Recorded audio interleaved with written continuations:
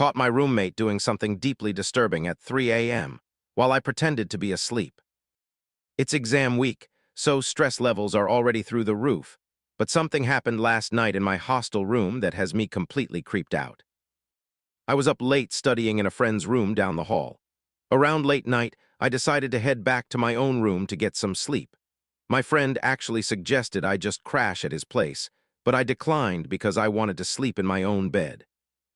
When I got back, my roommate was already in his bed. I lay down, but I couldn't drift off, so I was just mindlessly scrolling through Instagram. Eventually, I decided to put my phone away and try to sleep. I pulled my blanket completely over my head, covering myself from head to toe. Suddenly, I noticed a bright light. My roommate had turned on his phone flashlight and was shining it directly toward my bed, checking to see if I was fully asleep.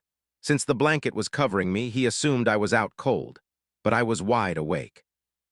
He does this flashlight check pretty often when I'm in the room, which has always felt a bit odd, but tonight I decided to see what he actually does after checking on me. I slowly moved a corner of the blanket just enough so I could peek out with one eye.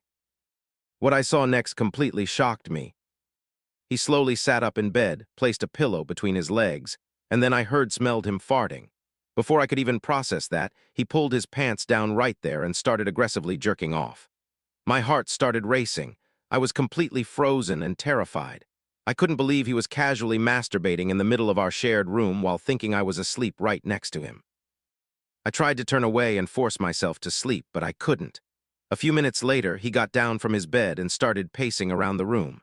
At 3 a.m., he opened the door, stepped outside into the hallway, and came back with a water bottle.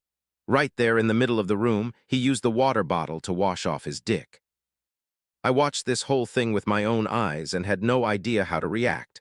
I'm completely weirded out, disgusted, and I have no idea how I'm going to keep living in this room.